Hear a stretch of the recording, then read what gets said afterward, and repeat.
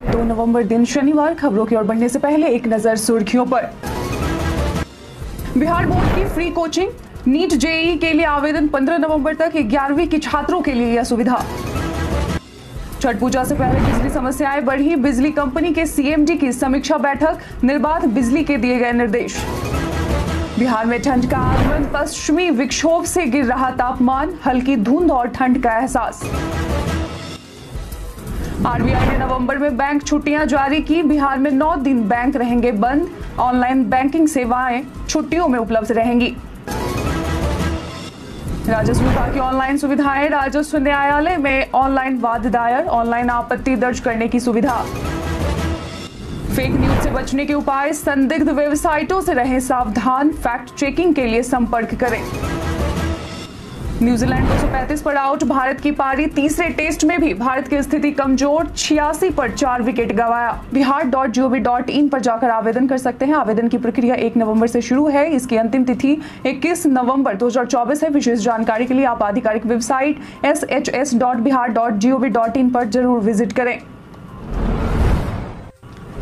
मुख्यमंत्री नीतीश कुमार ने एक अन्य मार्ग स्थित संकल्प में खरीफ विपणन वर्ष 2024-25 के लिए धान अधिप्राप्ति की समीक्षात्मक बैठक की। उन्होंने अधिकारियों को धान के अनुमानित उत्पादन के आधार पर जिलावार खरीद लक्ष्य निर्धारित करने के निर्देश दिए। सीएम ने कहा कि सरकार किसानों की सहायता के लिए तत्पर है और अधिप्राप्ति में कोई असुविधा नहीं होनी चाहिए। धान का न्यूनतम समर्थन मूल्य 2300 रुपए प्रति क्विंटल रखा गया है और अधिप्राप्ति की अवधि 1 नवंबर 2024 से 15 फरवरी 2025 तक होगी। इस वर्ष धान अधिप्राप्ति का लक्ष्य 45 लाख मैट्रिक टन है। हाल ही में हमने आपको जानकारी दी थी कि बिहार बोर्ड ने मेडिकल यानी नीट और इंजीनियरिंग जेईई में प्रवेश परीक्षा के लिए फ्री कोचिंग की सुविधा देने जा रही है। अब इसके लिए आवेदन प्रक्रिया शुरू हो चुकी है। इच्छुक विद्यार्थी 15 नवंबर तक coaching.biharboard.online.com पर आवेदन कर सकते हैं। यह कोचिंग उन 10वीं के छात्रों के लिए जो 11वीं में बिहार बोर्ड के स्कूलों में एडमिशन लेना चाहते हैं। चयन लिखित परीक्षा और इंटरव्यू के आधार पर होगा। इस नॉन रेजिडेंशियल कोचिंग में अनुभवी शिक्षक पढ़ाएंगे और हर माह 1000 रुपए की स्कॉलरशिप दी जाएगी। क्लासरूम एसी और डिजिटल बोर्ड से लैस होंगे। पढ़ाई विभिन्न जिलों के बोर्ड कार्यालयों में होगी। घरेलू हिंसा के बढ़ते मामलों को देखते हुए राज्य के 13 जिलों में नए वन स्टॉप सेंटर खोले जाएंगे, जिनके लिए महिला एवं बाल विकास मंत्रालय ने प्रति सेंटर 48,59,000 रुपए आवंटित किए हैं। पहले केवल पटना में 2 सेंटर थे, लेकिन अब 11 जिलों के लिए कुल 1,83,46,857 रुपए जारी किए गए हैं। इन सेंटरों में पीड़िता को रहने, इलाज और काउंसलिंग की सुविधाएं प्रदान की जाएंगी। प्रत्येक सेंटर में 13 सदस्यों की टीम होगी, जिसमें काउंसलर, डॉक्टर और सुरक्षा कर्मचारी शामिल हैं। निर्धारित जिलों में अरवल, औरंगाबाद, सारण, मुजफ्फरपुर, सुपौल, भागलपुर, सीतामढ़ी, शेखपुरा, नवादा, शिवहर और मुंगेर में वन स्टॉप सेंटर खोला जाएगा। बिहारी पहचान में आज हम बात करेंगे अनुराग आनंद की। अनुराग आनंद, जिनका जन्म आज ही के दिन 2 नवंबर 1978 को बिहार के पटना जिले में हुआ था। अनुराग एक भारतीय कलाकार, कोऑपरेटिव पेशेवर और लेखक हैं, जिनके पास स्व सहायता, सामान्य कथा और ऐतिहासिक कथा शैलियों में कई बेस्ट सेलर शीर्षक हैं। उनका कॉर्पोरेट अनुभव फार्मास्यूटिकल, तेजी से बढ़ते उपभोक्ता सामान और वित्तीय सेवा उद्योगों में फैला हुआ है। आनंद ने अपने लेखन करियर की शुरुआत 2004 में पिलर्स ऑफ सक्सेस के विमोचन के साथ की। 2016 में आनंद को कॉर्पोरेट जगत में उनकी उपलब्धियों के लिए कॉर्पोरेट उत्कृष्टता के लिए लाल बहादुर शास्त्री पुरस्कार से सम्मानित किया गया है। बिहार के लाखों बिजली उपभोक्ताओं को छठ पूजा से पहले तकनीकी समस्याओं का सामना करना पड़ रहा है, क्योंकि स्मार्ट मीटर ऐप में खराबी आ गई है, जिसे रिचार्ज करने में कठिनाई हो रही है। इस कारण बिजली कटने का खतरा बढ़ गया है। इस बीच बीते दिन बिजली कंपनी के सीएमडी पंकज कुमार पाल ने छठ महापर्व में निर्बाध बिजली आपूर्ति को लेकर की गई तैयारियों की समीक्षा की है। ऊर्जा विभाग ने छठ पर्व के दौरान 4 दिन बिना रुकावट बिजली आपूर्ति का निर्देश दिया है और सभी जिलों में मेंटेनेंस कार्य चल रहा है, जबकि तकनीकी समस्या का समाधान किया जा रहा है। उपभोक्ताओं को वेबसाइट या कंपनी के काउंटर पर जाकर रिचार्ज करने की सलाह दी गई है।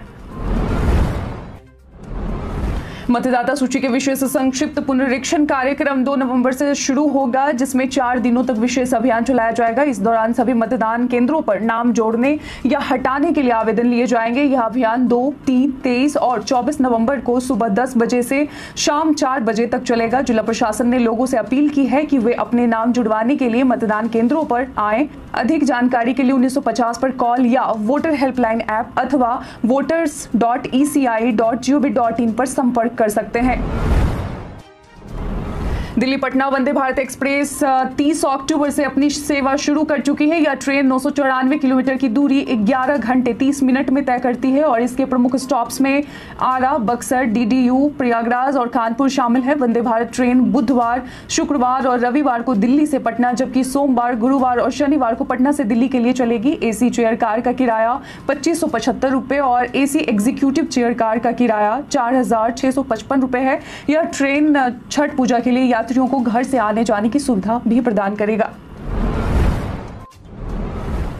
भारतीय रिजर्व बैंक ने नवंबर 2024 के लिए बैंकों की छुट्टियों की सूची जारी की है, जिसमें बिहार के बैंकों के लिए कुल 9 दिन शामिल हैं। इस महीने छठ पूजा और गुरु नानक जयंती जैसे प्रमुख त्योहार मनाए जाएंगे। सभी रविवारों, दूसरे और चौथे शनिवार के अलावा 3 अतिरिक्त छुट्टियों के कारण बैंकों का संचालन बंद रहेगा। छुट्टियां कुछ इस प्रकार हैं: 3, 10 और 23 नवंबर को साप्ताहिक छुट्टी, 7 और 8 नवंबर छठ पूजा का अर्घ, 15 नवंबर को गुरु नानक जयंती और कार्तिक पूर्णिमा, 9 और 23 नवंबर को दूसरा और चौथा शनिवार है। छुट्टियों के दौरान ग्राहक ऑनलाइन बैंकिंग, यूपीआई और अन्य सेवाओं का उपयोग कर सकते हैं, जबकि बैंकों की छुट्टियां 3 श्रेणियों में वर्गीकृत की गई हैं।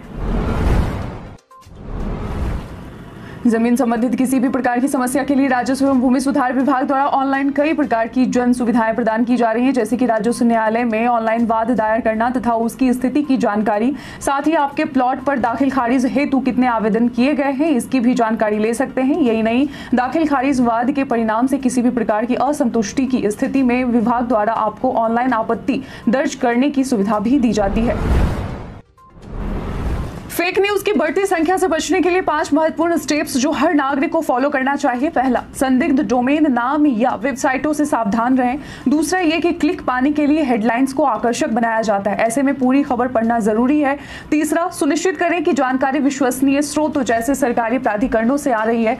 चौथा, यह जांचें कि क्या अन्य मीडिया आउटलेट्स ने इस कहानी को कवर किया है। पांचवा, किसी भी जानकारी को शेयर करने से पहले उसकी पुष्टि करें। अगर आपको इतना नहीं करना है तो अपने सवाल +918799711259 पर SMS या factcheck@pib.gov.in पर ईमेल कर सकते हैं।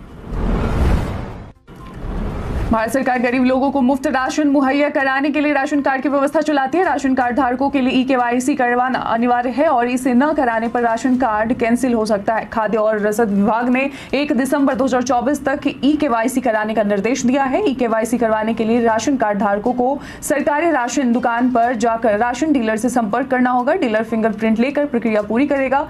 लोगों को ई-केवाईसी के नाम पर ठगी से भी सावधान रहने की सलाह दी गई है। बिहार सर्किल की ओर से एक अनोखी पोस्ट क्रॉसिंग सोसाइटी का गठन किया जा रहा है। इस पहल की शुरुआत होने जा रही है एक भव्य डाक प्रदर्शनी से, जो इसी महीने आयोजित होगी। इस प्रदर्शनी के दौरान सम्राट चंद्रगुप्त मौर्य, ऋषि वाल्मीकि, चाणक्य और आर्यभट्ट जैसी महान विभूतियों पर आधारित पोस्ट कार्ड जारी किए जाएंगे। इसके अलावा वैशाली, नालंदा और राजगीर जैसे ऐतिहासिक स्थलों के साथ साथ बिहार की 9 शक्तिपीठों पर भी पोस्ट कार्ड निकाले जाएंगे। डाक विभाग ने विशेष रूप से स्कूली बच्चों को इस अभियान से जोड़ने का निर्णय लिया है, ताकि वे पोस्ट कार्ड के प्रति रुचि विकसित कर सके। प्रदर्शनी में कई स्कूलों को आमंत्रित किया गया है।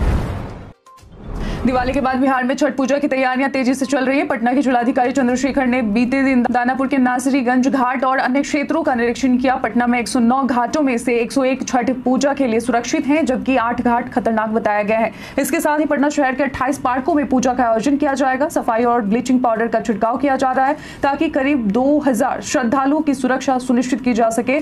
पटना जू में भी झील की सफाई का कार्य चल रहा है। व्रती यहाँ भी अर्घ्य दे सकते हैं। खान एवं भूतत्व विभाग ने बिना ई चालान अन्य राज्यों से गिट्टी मंगाने और बेचने वालों के खिलाफ सख्त कार्रवाई के निर्देश दिए हैं। हाल ही में पत्थर व्यवसायियों के साथ बैठक में अवैध व्यापार की समस्याएं उठाई गई। व्यवसायियों ने बताया कि कुछ लोग बिना वैध लाइसेंस के गिट्टी का परिवहन कर रहे हैं, जिससे लाइसेंस धारियों को नुकसान हो रहा है। विभाग ने आदेश दिया है कि अवैध गिट्टी व्यापार में शामिल लोगों के खिलाफ कानूनी कार्रवाई की जाएगी और मिट्टी को जब्त किया जाएगा। रेलवे के अधिकारियों के साथ बैठक कर बिना ट्रांजिट परमिट और खनन विभाग के लाइसेंस के गिट्टी मंगाने पर रोक लगाने की योजना बनाई गई है।